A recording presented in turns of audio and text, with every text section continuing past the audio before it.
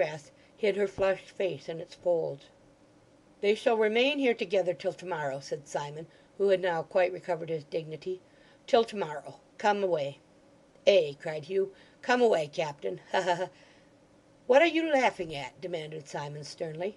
"Nothing, Captain, nothing," Hugh rejoined; and as he spoke, and clapped his hand upon the shoulder of the little man, he laughed again for some unknown reason, with tenfold violence. Mr. Tappertit surveyed him from head to foot with lofty scorn.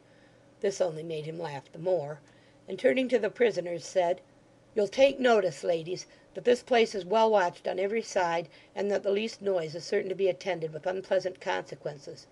You'll hear, both of you, more of our intentions to-morrow.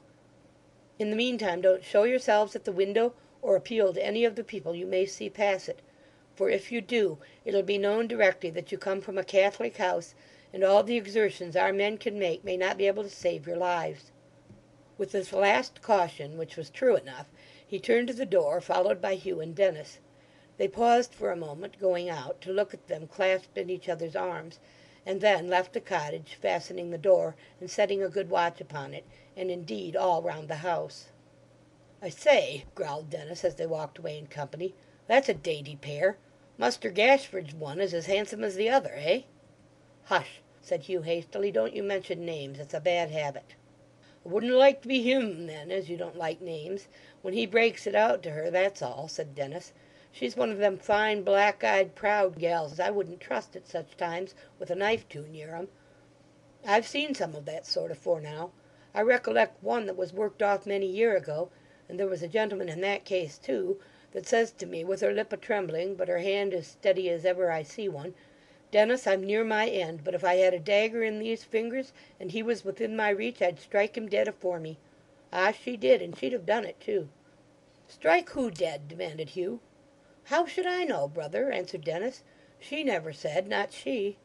Hugh looked for a moment as though he would have made some further inquiry into this incoherent recollection, but Simon Tappertit, who had been meditating deeply, gave his thoughts a new direction.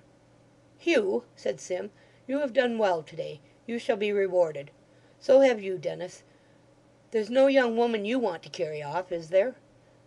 "No," returned that gentleman, stroking his grizzly beard, which was some 2 inches long. "None in particular, I think." "Very good," said Sim. "Then we'll find some other way of making it up to you. As to you, old boy," he turned to Hugh, "you shall have Miggs, her that I promised you, you know, within 3 days. Mind, I pass my word for it."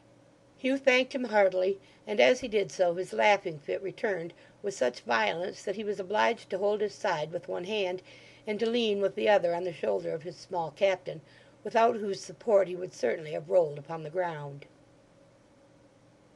Chapter 59